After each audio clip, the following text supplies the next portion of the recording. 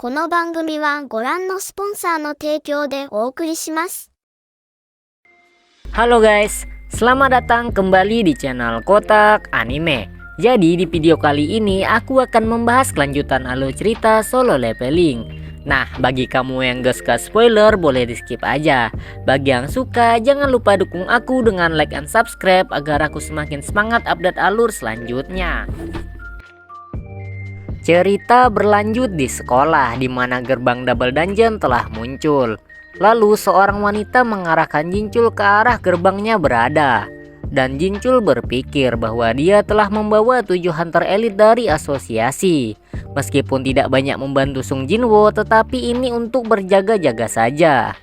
Lalu Jincul pun merinding merasakan aura yang sangat mengerikan dari dalam dungeon.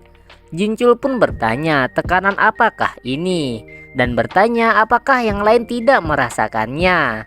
Dan Jincul merasa bahwa ini adalah kekuatan sihir yang sangat mengerikan. Lalu Jincul bertanya kepada regunya, apakah masih ada guild besar yang menunggu penyerangan dan di mana 2 hunter rank S.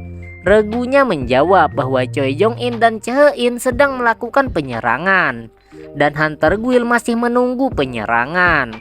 Jincul pun berkata bahwa ayo lakukan kerjasama darurat bersama hunter guild. Dan Jincul bertanya-tanya sebenarnya Sung Jinwo ini apa.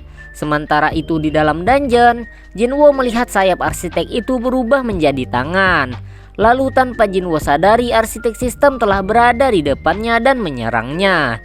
Dengan refleks Jinwo dapat ngeblok serangan itu. Tetapi Jinwo tetap saja tidak bisa menahannya dan membuat Jinwo terpental ke tembok. Ketika ditinju lagi, dengan sigap Jinwo menghindarinya. Tetapi tiap pukulan terus menghujani Jinwo dengan bertubi-tubi. Arsitek sistem pun tersenyum merasa bahwa Jinwo telah kalah. Namun tanpa disangka Jinwo berhasil menahan setiap pukulan itu. Dan terlihat tekad Jinwo yang sangat kuat terpancar dari matanya. Melihat itu arsitek sistem pun kesenangan dan berkata bahwa Sung Jinwo sangat menakjubkan. Karena Sung Jinwo melebihi perkiraannya. Setelah itu Sung Jinwo terkena 1 pukulan. Tetapi dengan tekadnya ia mampu menyerang balik. Dan membuat mereka berdua pun termundur. Lalu arsitek sistem berkata bahwa Sung Jinwo adalah manusia yang membuatnya semangat untuk bertarung. Dan ia tidak pernah berpikir bahwa akan bertarung dengan manusia. Dan arsitek sistem sangat kesenangan dan merasa bahwa ini sangat menarik. Lalu pandangan Jinwo pun terlihat kabur karena tertutup darahnya.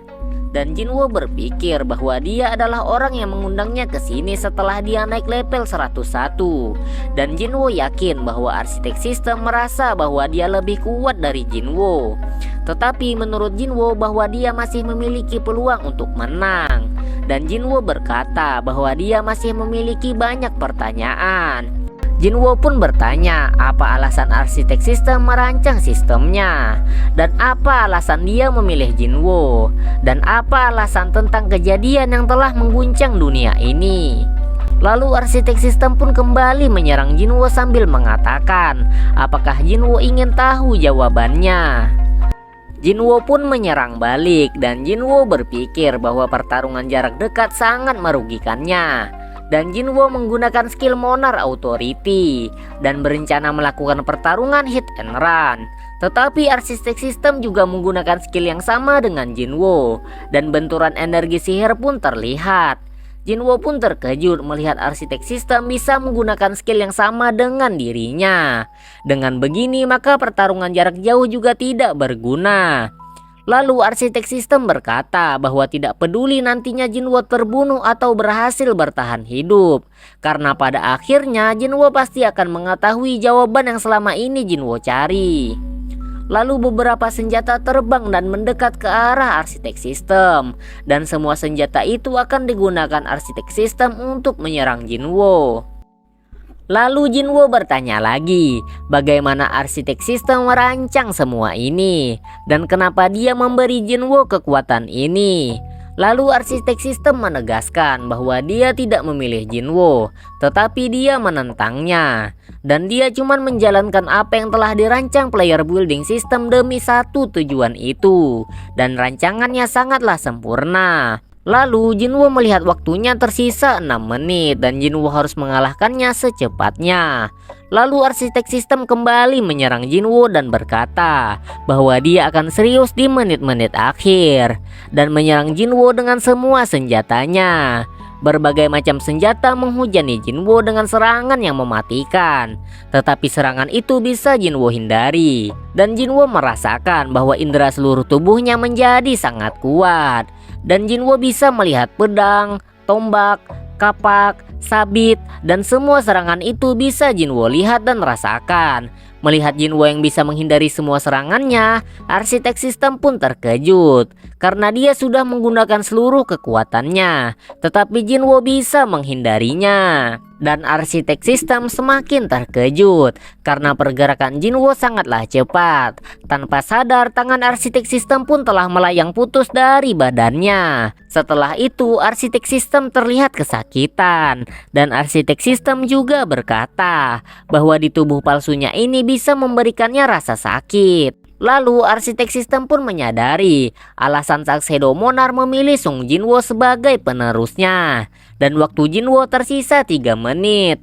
Lalu Jinwo pun menyerang menggunakan skill Monarch Authority sampai membuat seluruh pasukan kesatria patung itu terhempas. Dengan waktu yang semakin sedikit, Jinwo menyerang habis-habisan dan membantai seluruh pasukan patung yang menghadangnya. Setelah itu Jinwo menyerang arsitek sistem dan menebas salah satu lengannya. Tetapi Jinwo terkena serangan pedang dari arsitek sistem yang membuat Jinwo menjerit kesakitan. Lalu Jinwo melihat patung bertameng dan mengingat bahwa ini adalah patung waktu itu.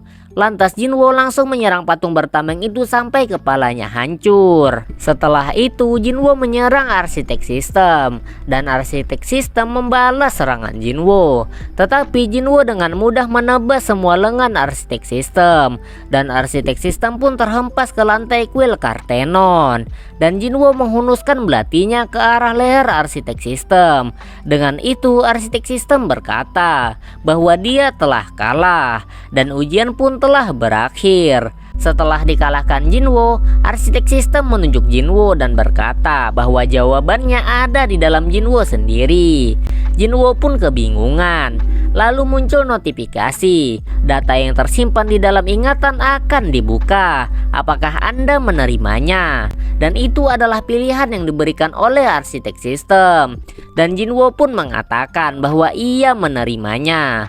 Setelah itu muncul cahaya emas yang sangat terang yang membawa Jinwo ke alam ingatan.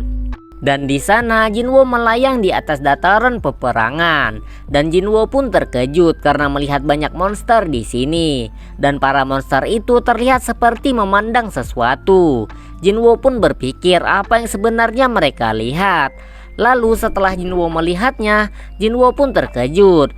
Muncul beberapa pusaran di langit dan para monster berperingkat tinggi pun bermunculan. Jinwo yang terkejut pun bertanya-tanya apakah ini bukan bumi. Dan apapun yang terjadi mulai sekarang, Sung Jinwo akan mengetahuinya. Lalu di pusaran terakhir terlihat seperti akan pecah.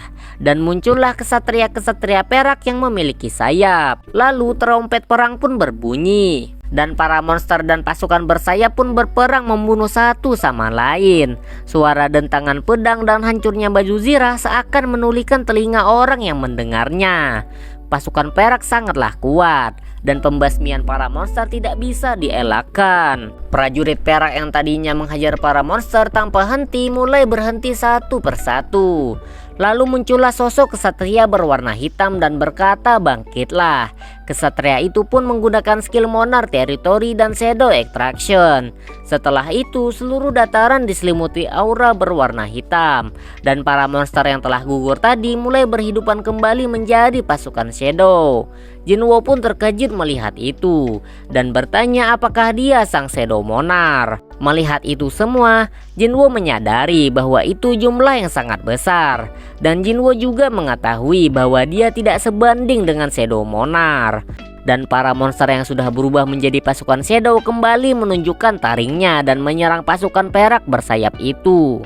Perang yang tadinya merupakan pembantaian satu pihak berubah menjadi medan perang yang sesungguhnya. Dan kemunculan satu orang tadi merubah seluruh situasi peperangan.